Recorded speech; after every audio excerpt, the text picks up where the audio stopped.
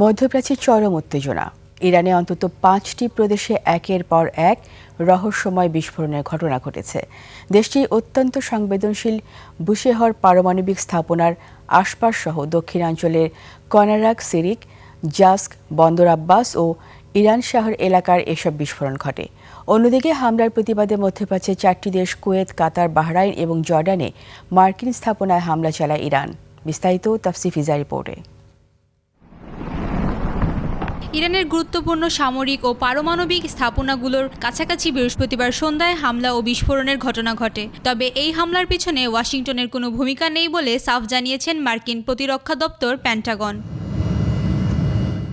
এক বিবৃতিতে মার্কিন প্রতিরক্ষা কর্মকর্তারা দাবি করেন, ইরানের অভ্যন্তরীণ এই বিস্ফোরণগুলোর সাথে যুক্তরাষ্ট্র কোনোভাবে জড়িত নয়।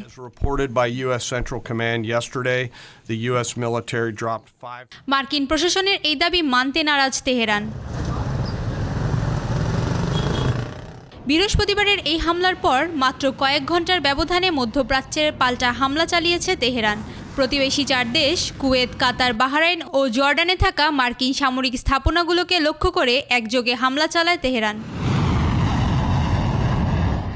শুক্রবার এক বিবৃতিতে হামলার কথা নিশ্চিত করেছে ইরানের ইসলামী রেভলিউশনারি গার্ড IRGC।